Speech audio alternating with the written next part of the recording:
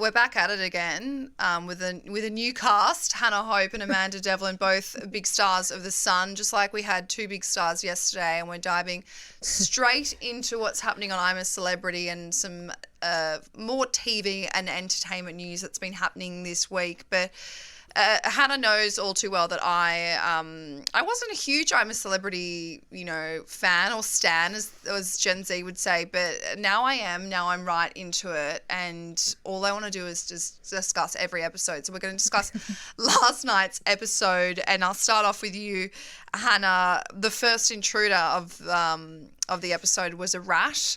Running around the campsite. Now, you've been to these sets. You covered it in Oz. So yes. What did you think about this? Is this a bit of a normal, intruder alert? Now, as disgusting it is to see humongous rats on screen, when I went to camp, you can't get over how humid it is just to be in camp. Like, I was only on set for about 45 minutes, but it's so hot and sweaty and the air is so humid that you just feel disgusting even being there. Yeah. And that's not even living there or doing any of the trials and not being able to rush, let alone all the creepy crawlies that basically live with you. And there's constant rustles and things, and you're always looking around going, oh my goodness, what was that? So yeah, sadly, rats are normal for camp.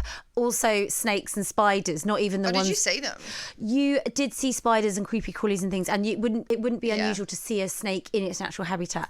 But having said that, I do think it must be terrifying for the campmates, especially when they're asleep, seeing the rats scurrying 100%. around. Yeah, I'm sorry, it can't be just normal. Like that cannot be normalised behaviour for this. You're just lying there, sleeping, minding your own business. Next thing you've got a rat crawling over you. I mean, I'm acting surprised despite actually being Australian, but I would find it... I'm not much of a camper, so I would find it honestly terrifying. I think their reactions were very chilled, actually. What was that about? I would have been screaming bloody murder. Jane has been cool, calm and collected this entire show, especially when she did the trial, the episode before last. Why are you not screaming? I mean, we'll get into the basics of why people act the way they do in these situations, but just last night when that rat came in and she did look half asleep, and she woke up and was is this a nightmare or is this real? What did you guys think about the fact that obviously the next day she wakes up, she says there's a rat, and various people say, basically Dean, who's probably not one to be throwing shade when it comes to doing his duties, says, you've got to be Jane and Talisa, who are in charge of the washing up. You need to be putting everything away, putting the pots and pans away, because that's what's attracting rats and therefore could attract snakes. Well, Dean, as we've heard from people in the showbiz industry, as entertaining as he is on camera, he has a tendency to wind people up the wrong way, which is why I'm told he presents his show on Radio 1 solo, because apparently he can't get on with people. And that is why, I know, a little bit shady, but this is just what I'm told from my showbiz contacts. Yeah, I know he's super entertaining, but, I think that they've been in there a while now, nearly 2 weeks, and I think the kind of happy facade is beginning to drop a bit. And he has absolutely not got a leg to stand on to start scolding them about their chores when he was dozing off the other day. Yeah, do you agree? Yeah. Oh, absolutely. I mean, the rat, was it the rat that's actually the animal, or is it Dean? Because Dean is just like telling on everyone at the first opportunity when, like you said, he's not one to talk at all. But I'm loving him purely because he brings that entertainment, and he's the only one who's causing trouble so far. And we need that. I want them to be arguing. Yeah, you're right, actually. I don't want them all to be happy families and we're lifelong friends now and it's all la. No, I want them to be rowing, and I want some proper bust-ups. Do you think that Dean is putting on... Look, we knew that he was like a over-the-top character regardless, but do you... and there was, calls for speculation over whether that was his true self. I think that probably is his true self. But do you think this kind of like snappy and bitchy kind of person that he's been kind of showing in the last few episodes, do you think that's real, or do you think he knows that is actually quite entertaining for us, the viewer? I personally think it's real. I think that he knows he's entertaining because he's come out with some absolute corkers and one-liners like, Wagatha Christie, you're coming with me on the first episode. And it's almost like he's almost rehearsed these like really kind of snappy responses. He's even been a little bit kind of spicy with Ant and Dec during the trials. Like, he took the mickey out of them both wearing shackets. I was like, all right, like this is Ant and Dec. Yeah, They're like sorry, legends Dean, here. calm down. But I think that he can get a little bit irritable just from what I've heard in the industry. He's always been lovely when I've met him. So I think, you know, they're surviving on not much food, not much sleep, and I think it's his true colours. I don't know, what do you think? I think if this was Big Brother, then he would be nominated by everyone. I agree. Day one. I think that's a good way to look at it. Yeah. I think that they're all putting up with him, but as they get more tired, more hungry, he is the one that just winds them all up. And I think he shows this sort of level of laziness. And when you hear stories from campmates who have already been in there in previous years, that's what they actually get the most annoyed about, is the cleanliness. You know, people not pulling their weight. It's not necessarily the trials. There's so much, you know, cleanliness that you can control, right? So when you've got someone who's not pulling their weight, when the rest of them are just kind of trying to get by. But what did you make about this feud, I guess? It's not a feud, but this, you know, this tiff where clearly Melvin's trying to hold his tongue to some degree. He's struggling, isn't he? Struggling. He's struggling to not put him in his place. Well, we saw the other night Dean and Alan from Corrie have a little bit, you know, they were kind of, you know, butting horns a bit. And I think that Melvin's a really nicey guy, but you're right, he's absolutely struggling to hold his tongue. But I think that, you know, it's starting to be votes to save, isn't it? Yeah. And I think that unless we see a bit more personality and a bit more kind of fire from Melvin, he's at risk from losing his spot in the camp. I don't know. But I mean, maybe if he is kind of telling off Dean, that's going to get him that support, because Dean isn't being received well from fans, from viewers at home. Is he not? No, because I think I think a lot of people think that he is fake and that he's just putting it on. I think it's the dramatization, and like you said about the sort of catchphrases, I think that's the fake part of Dean. But I do think the sort of the bitchiness, the snappiness is more him just getting fed up, and then afterwards realises, oh God, I've just yelled at Tyrone and Corrie. Oh my God. And then like backtracks because he knows that the whole nation will hate him. But that's how it felt like. On that point though, I think if the show had only lasted a week, because he was really entertaining and we didn't know loads about him, I was like, oh my God, like this guy's going to be a star. But now I'm a bit like, okay, he's, you know, getting on my tits a bit. Do you know what I mean? Like I think he's annoying me for, I completely agree. First of all, I know that you guys at The Sun did that report the other day about how fans are furious that Dean's the only one being nominated for the Bush Tucker trials, which is I completely agree with it. It is boring. So there was that, but at the same time, it's like there's only so much screaming from Dean that I can take. It's boring. And I think that happens every year. There's normally one person that becomes the victim because, you know, the fans see that they're going to get the screams and they're going to enjoy watching them. It just went on a little bit too long with Dean. And I think what it's done is it's overshadowed the other campmates because you've got people like last night's show, Maura.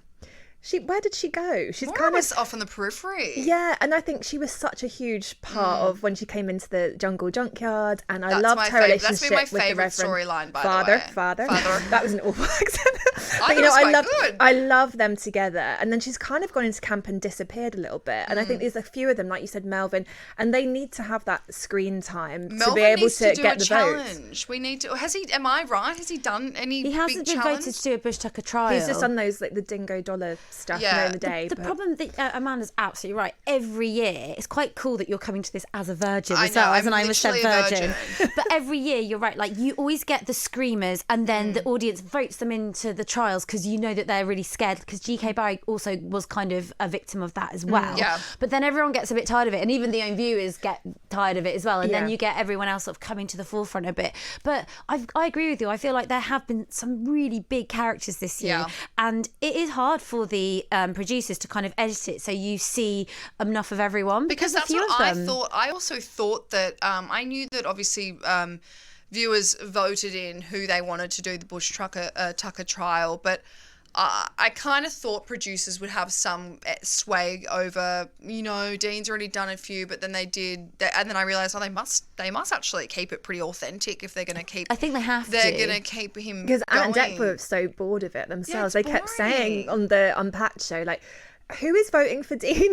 Because it was just getting really tiresome. But what do you think about this? Okay, so last night, for anyone listening, last night we saw Dean having a hissy fit because he hated doing the washing, hated getting the water. Yeah. And they obviously have to take those buckets down and collect the water for everything, for cleaning, for cooking, for whatever it may be. he's obviously hating it. He's throwing a hissy fit. Melvin's, saying that Dean is a disappearing act and just, disappears at the moment's notice when there's actual work to be done. But then Dean had that point where he said, well, I've been busy doing all these bloody trials. I love that. And Jane, you did one trial and you slept the whole day.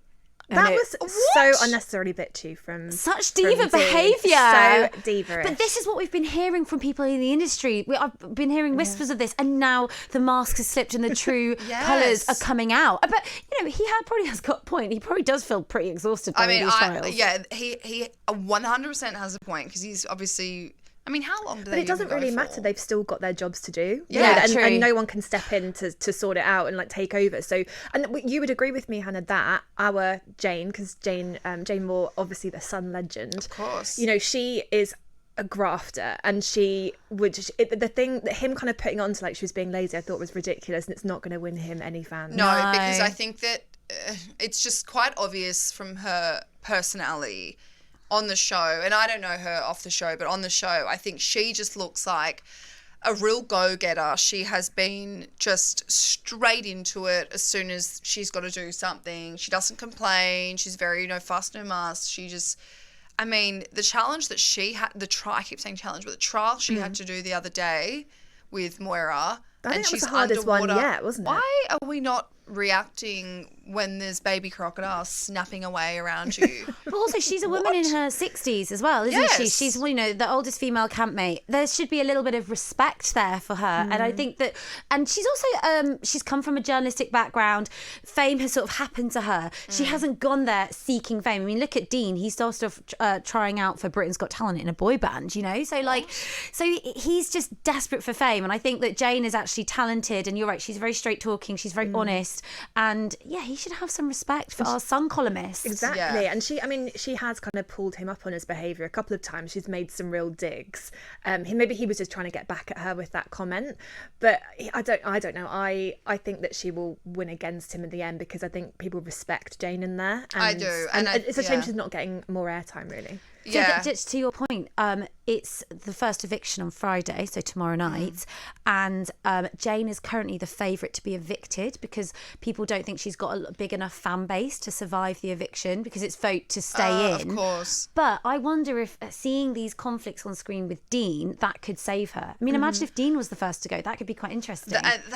That would be interesting. Can you imagine his dramatic reaction to that when Ant and Dec announced that he's going? Because I think he thinks he's in it to win it. 100%. And I wrote down a few quotes from when I was watching the show. You're taking this super seriously, I love and you're it. I'm a celebrity era. You have got me over the line here. Like you have got me here, but I wrote Dean says he doesn't want to do the water anymore. Him and Melvin are shells of our former selves. So dramatic. Walking down to get that. So imagine that's when he has to go get the water. Imagine when he gets evicted or if he gets evicted. But I do agree. I think that this kind of strong personality, and I agree with you, Amanda, if we relate this to Big Brother, this kind of strong personality is very divisive. I feel more so divisive with the campmates than with the public because I just think at some point he's going to really annoy someone. He's become the child of the camp and he plays on that sometimes and it works in his favour sometimes. So you've seen a couple of times him clash with actually Danny Jones from McFly, who looks like he would never ever argue with anyone ever. But there's some friction there because it's as if Dean sort of turns to Danny to get him out of trouble or get him out of doing things, and Danny's like, no, just get on with it, mate. Don't you think that it's really frustrating for the other campmates to have someone that's kind of being a bit like they're not pulling their weight and they're sort of turning to others to say, oh, could you please do this? Yeah, because we've seen that one scene where I mean, and hilarious if this is just a producer's evil editing, but we've seen that one scene when he obviously wouldn't wake up to go get the wood. Oh, I love that scene. And then the next scene, he's struggling to go get the water, and Melvin's just like, oh, like I need help with this.